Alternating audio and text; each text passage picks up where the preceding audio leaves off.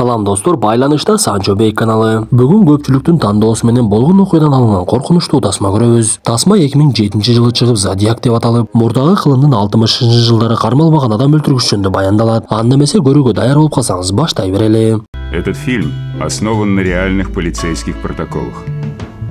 Достор, арабызда кереметтүү Кыргызстанды сагынып, буйруса барсам тоого чыгып, туулган жеримдин абасын той жыттайм деп сагынып жүргөндөр аз эмес. Андайлардын көпчүлүгү Москва жергесинде иштеп жүргөн бир туугандарыбыз болсо керек. Эгер сиз дагы Санчо Бей каналын Москва шаарынан көрүп жаткан болсоңуз, биз айта турган байланыш сандарды жаза кетиңиз. Анткени документ жасатыш мөөнөтүңүз келип калган болсо, ошол байланыш сандарга коңгуроо кылсаңыз, алар дайым сиздин кызматыңызда болот. Андыктан жазууга камданып калсаңыз +7 977 540 1042. 4 июль 1969 жыл Калифорния штатынын Валеха аймагы. Кечинде жаштар унаасына олтуруп алып эс алганы жөнөшүп, адамдар жок жерге барып унаасын ичинде балейнин бардыгын баштайын деп жатышкан. Бирок ошол маалда эле алардын артынан түшүнүксүз унаа келип токтоп, кол чырагын жандырып, жаштар эчтекени түшүнбөй калган мезгилде эле тапанчасы менен келип аткылап салат.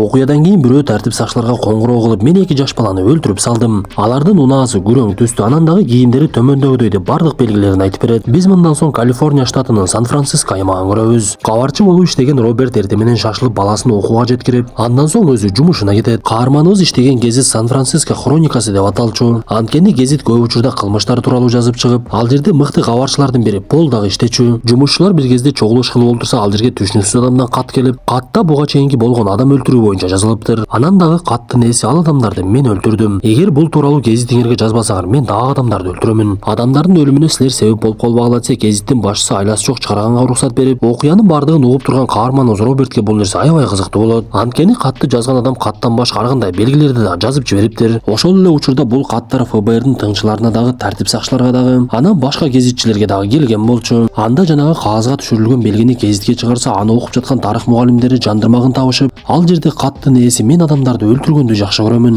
Анткени адамдар бул дүйнөдө жырткычтардан дагы өткөн жырткыч. Мен аларды канчалык көп өлтүргөн сайын бейишке түшкөнгө мүмкүнчүлүгүм болот. Мени өлтүргөн адамдар болсо бейиште менин кулум болот деп жазыптыр. Муну окуган кабарчылар Пол менен Роберт жазганадан бир аз келе соорак окшойт деп ойлонуп калышат. Кандай болбосун, окуядан 1,5 ай өткөндөн кийин биз Калифорниянын Нап аймагын көрө баштайбыз. Ал жакта дагы ээн талаада көлдүн жээгинде жаштар эс алып жатышкан. Бир кезде алардын жанына түшүнүксүз капкара кийинген адам келип тапанчасы менен коркутуп, аларды жерге жаткызат дагы колдорун таңып салат.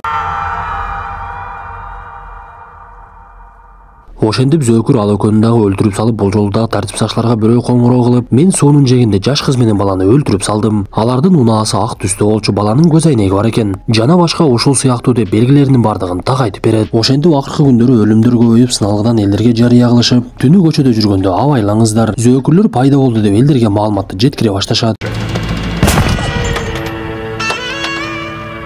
Бир күнү шаардын так эле ортосунда таксинин айдоочусун белгисиз адам өлтүрүп, унаадан түшүп ал жерден акырын кетип калгандыгын жанындагы үйлөрдөн жаш балдар көрүп калат. Бир кезде ал жерге шаардагы тергөөчүлөр Дэйв менен Билл келип окуяны териштиришип, биринчи туура эмес маалыматтар чыгып, адам өлтүргүч кара терилүү экен дешип, бирок кийин көрүп калган жаш балдардан күбөлүк алышып, ал адам ак экендигин аныкташат. Ушул окуядан кийин гезитке дагы бир жолу кат келди. Бул жолу катта адам өлтүргүч өзүн Зодиак деп атап, мен таксинин айдоочусун өлтүрүп салдым. Бул силерге далил болсун деп өлгөн адамдын канжалаган кийиминин бир бөлүгүн жибериптир. Анда тергөөчүлөр гезитке келишип, жанагы канга буланган чүпүрөктү алышып, анан дагы кылмышкер бул жолу катта мен жакында мектепке бара жаткан автобусту токтотомун. Анын дөңгөлөгүн жарып саламын дагы балдардын бардыгын өлтүрөмүн. Менден абайлагыла деп жазып жиберген болот. Бул маалыматтардын бардыгын угуп жаткан Роберт баласын мектеп автобусуна салгысы келбей өзү жеткирип, анан дагы кылмышкердин үстүнөн териштирүү ишине аралашкысы келе баштайт. Анткени Роберт башынан эле табышмактуу иштердин жандырмагын тапканды өтө жакшы көрчү. Ошондуктан ал кесиптеши Полго келип, бул адам өлтүргүч жалаң гана суунун жанында өлтүрөт экен. Бул дагы бир нерсенин белгиси болсо керек. Анан дагы ал жаш түгөйлөрдү өлтүрүп жатат. Кызыгы, ал жаш түгөйлөр бири-бирине ойнош болуп чыгышты. Окуялардын биринде эркеги тирүү калыптыр. Демек бул кыздарга көбүрөөк көңүл буруп ошолорду өлтүрүп жатат. Бирок акыркы окуяда таксистти өлтүргөнү түшүнүксүз болуп калды. Анан дагы анын кол издери калып калыптыр. Буга чейин бир дагы кол издерин таба алышпады эле. Эмнеге кол издерин калтырды экен? Сыягы тергөөчүлөрдүн башынан эле дайын деп жатат окшойт. Бул Зодиак деген неме акылдуудай эле көрүнөт деп ушул эле ой так эле тергөөчүлөргө дагы келип, алар өлүм болгон аймактагы тергөөчүлөргө коңгуроо кылышып, бири-бири менен маалыматтарды алмаша башташат. Бир күнү тергөөчүлөргө тартип сакчылар келип маалымат беришет. Көрсө алар такси менен болгон окуядан кийин андан алыс эмес жерден бир адамды көрүшкөн экен. Бирок биринчи маалымат кылмышкер кара терилүү дегендиктен алар жанагы адамды текшеришпей, анын жанынан байкап эле өтүп кетишиптир. Анда Дейв буйругун берип, баргыла дагы көргөн адамыңардын фотороботун чыгаргыла деп айтат. 22 март 1970 жыл Модесто аймагында жолдордун биринде түн бир убакта унаа бара жаткан. Унаанын башкаруучусу Кэтрин Джонс жанына кичинекей кызын салып алып, анын артынан келе жаткан унаа кайра-кайра үн белгисин чыгарып кызды токтотот. Анда Кэтрин токтоп калса, артынан келген киши сиздин арткы дөңгөлөгүңүз калтаңдап жүрөт. Уруксат берсеңиз мен аны бышытып коеюн десе, кыз макулдугун берип жанагы киши дөңгөлөктү бышытып, Кэтрин унаасы менен ордунан жылган кезде эле жанагы дөңгөлөгү кайра жарылып калат. Анда буга чейин жардам берген киши артка кайтып келип, мен сизди өзүм менен ала кетейин. Жакын жерде дөңгөлөк оңдой турган жер болсо жаматып келебиз деп Кэтрин кичинекей кызын алып анын унаасына олтуруп бара жаткан кезде эле ал киши Кэтринге сүйлөй баштайт. Мен азыр сени өлтүрөрдөн алдын кызыңды терезеден ыргытып жиберем. Эми сага жардамдын деле кереги жок деген кезде кадр алмашат. Көрсө колдору канга бууланган Кэтрин башка унааларды токтотуп алып эле кыйкырып эмне кылышын билбей жатыптыр. Бир кезде келе жаткан унаалардын биринен аял киши түшсө, Кэтрин чуркап барып кызын бекитип койгон жерден алып чыгып, ал мени өлтүрөм деди. Мен болсо кызымды кучактап унаасынан секирип кеттим деп айтып берет. Көрсө Кэтрин жанагы зөөкүрдөн кутулуп аман калыптыр. Ошентип бул окуядан кийин дагы деле өлүмдөр токтобой Зодиак адамдарды биринин артынан бирин өлтүрүп, мурдагыдай эле каттарды жазып, анан ар кандай табышмактарды жөнөтө берет. Ал табышмактардын биринде мен белгисиз жайга жарылуучу зат койдум. Силер аны батыраак таппасаңар ал жарылып кетет деп коркутат. Анан дагы тартип сакчыларды, тыңчыларды шылдыңдап, силердин колуңардан эч нерсе келбейт окшойт. Мен силердин жаныңарда эле жүрөм. Мени озо кармай албай жатасыңар. Кылмыш кылган жеримде болсо бир дагы из калтырбаймын. Колуңардан эчтеке келбеген чочко экенсиңер деп дагы шылдыңдайт. Бул убакта кабарчылар Пол менен Роберт дагы өздөрүнүн териштирүүсүн баштап, Пол бир чечимге келип, менимче Зодиак калп эле биздин башыбызды айлантып жатат. Анткени ал мен жасадым деген кылмыштардын кээ бирлеринин бети ачылып, кылмышкерлери дагы табылды. Зодиак калп эле өзүнө көңүл бурдургусу келип, ар башка кылмыштарды мойнуна алып, каттарды жазып, тыңчылардын башын айланып жатат. Керек болсо анын белгиси дагы өзүнүкү эмес экен. Мен бул белгини Зодиак үлгүсүндөгү сааттардан көргөмүн. Менимче бул Зодиак калп эле өзүн көргөзгүсү келген маскара поз десе, бир күнү Полго кат келип, ал катты Зодиак жөнөтүп, ичине канга аралашкан чүпүрөк салып коюптур. Көрсө Пол буга чейин Зодиак жөнүндө кездикке маалымат чыгарып, аны көгүш деп шылдыңдап жазыптыр. Ошондуктан Зодиактан жооп келип, Пол эми өзүмдү коргоюн деп жанына тапанча алып жүрө баштайт. Ошентип арадан убакыт өтүп, тыңчылардын аракетинен майнап чыкпай, ар кайсы адам келип ар кандай маалыматтарды беришип, кээ бирлери келип алып ошол Зодиак деген менмин деп дагы жатышты. Бирок алардын арасынан Ченни деген адам берген маалымат чындыкка жакындаша баштайт. Анын берген маалыматы боюнча Артур Ли Аллен деген адам бир кезде мектепте иштеп, балдарга туура эмес мамиле кылгандыгын айнап мектептен айдап жиберишкен болот. Анда ал адам жини келип, мен мектептин автобусунун дөңгөлөгүн жарамдагы окуучулардын бардыгын атып саламын. Анан дагы бул тууралуу тартип сакчыларга кабар берем деген сөзүн Ченни угуп калган болот. Анда тыңчылар бул маалыматты текшерели деп буга чейин келген каттардагы кол жазууну карашып, Ченни айтып жаткан Аллендин кол жазмасын салыштырса эч эле окшоштук таппай коюшат. Бирок ушул жерде тыңчылар өтө бир кызыктуу маалыматты билишет. Көрсө сөз болуп жаткан Аллен эки колу менен тең жаза алат экен. Демек Аллен мектепте иштеп жүргөндө сол колу менен жазса, тыңчыларга катты оң колу менен жазып жатыштыгы толук ыктымал болчу. Ошондуктан каармандарыбыз ал адамдын дарегин издеп сурак алууга жөнөшөт. Каармандарыбыз биринчи эле Аллендин иштеген жерине барып, анын бир аз аксап келе жаткандыгын байкашат. Кызыгы буга чейинки күбөлөрдүн бири кылмышкердин бир аз аксагандыгын айткан эле. Бирок Аллен тыңчылардын берген суроолоруна так жооп берип, эч кандай өзүнүн күнөөсү жок экендигине актанып, мени эмне ошо кылмышкер Зодиак деп ойлоп жатасыңарбы? Андай нерсе менин колумдан келмек эмес, мен жөнүндө болсо жаман сөздөрдү айтып жалаа жаап жатышат. Мени силерге чейин эле бир тартип сакчы сурак алган болчу, ага деле бардык чындыкты айтып бергенмин. Менин кылмыштар болуп жаткан учурда үйдө экендигимди кошунам далилдеп бермек. Анткени ал мени ар дайым көрүп турчу, бирок ал дагы жүрөк оорусунан өлүп калды. Мени кечке эле суракка чакыра бербегилечи, каарманыбыз Дейв анын колундагы саатты байкап, саатыңызды көрөйүнчү деп саатынын Зодиак үлгүсүндөгү саат экендигин билет. Бирок каармандарыбызда эч кандай далил жок болгондуктан аны кармай алышпай, анын агасына жолугушуп, агасынан сурак алышса, агасы дагы енесинин өзүн бир аз башкача алып жүргөндүгүн айтат. Бирок Аллендин үйүн текшергенге сот чечимин бербей коет. Анткени тыңчыларда үйдү текшергенге жетиштүү эч кандай далил жок болчу. Ошентип бул окуядан кийин арадан бир жыл өтүп, кылмыш ишин териштирүү ордунан такыр жылбай, тыңчылар аракет кылып жүрүп аран гана Аллендин үйүн тинтүүгө уруксат алышат. Көрсө Аллен Санта-Рози деген жерде кичинекей эле бир вагондо жашайт экен. Тыңчылар ал жака барып тинтишип, жаратарлык деле эч нерсе таппай, бирок курал жарактарды табышып, Аллендин курал жарактарга документтери так болгондуктан аны кайрадан эле кое бергенге туура келет. Анда Дейвдин эми чындап эле үмүтү үзүлүп калды окшойт. Анткени Зодиак ушул так эле Аллен экендигине ишеними толук болуп жаткан. Бирок сот тыңчыларга силердин далилиңер аз экен деп Артур Ли Алленди үйүнө кое берип жиберет.